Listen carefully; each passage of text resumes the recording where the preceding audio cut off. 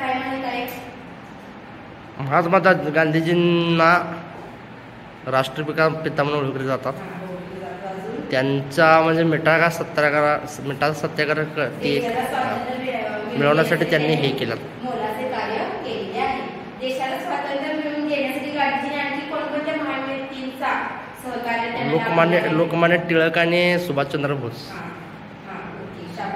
गांधीजींनी दिलेली त्रिसूत्रे सत्य, अहिंसा आणि सत्याग्रह हे तुम्ही लक्षात ठेवायचे आहे.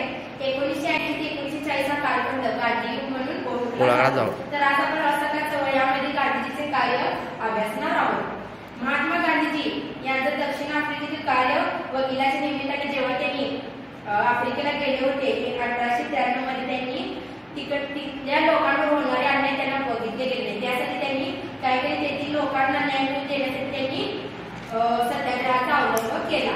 भारतातील प्रमुख त्यांचे जे सत्याग्रह आहेत त्यात कामगार लढा, चंपारण सत्याग्रह, खेडा सत्याग्रह हे फेमस म्हणजे हे सत्याग्रह त्यांचे लोकप्रिय कार्य त्यात त्यांनी केलेले आहे. तर सत्याग्रह म्हणजे काय? सत्याग्रह म्हणजे सत्याचा न्यायाचा आग्रह करणे, हिंसा न करणे आणि अन्याय करणाऱ्या शांतीच्या मार्गाने त्यांना समजवणे. अशा प्रकारे गांधीजींनी नेतृत्वाचे काम केलेले आहे.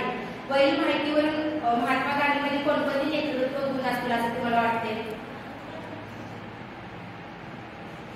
म्हणजे नेतृत्वाने नेता बनण्याचे काम केलेले आहे ना. त्यासाठी त्यांनी असंच त्यांच्यासाठी त्यांनी त्यांच्या सहभागी त्यांच्याबरोबर कोणीतरी असतील, सहकारी असतील. त्यांनी नेता स्वतः कृती करणारा असावा, हो की नाही? सर्वसामान्य लोकांच्या प्रश्नांची जाण असावी. त्याने दाखवलेला मार्ग योग्य असावा, तेव्हाच त्याला लोक त्याला साथ देतील, लोक त्यांना मदत करतील. तर यासाठी नेतृत्वावरील आपण आज एक गेम खेळणार आहोत. तर एका विद्यार्थ्याने समोर यायचं आहे, त्या नेतृत्वाचं काम करायचं आहे. जे तुम्ही करते ते समोरील विद्यार्थी तसं तुम्हाला बघून करतील. कोण करणार? एक टाळी वाजवते, त्यांनी पण टाळी वाजवणार. दोन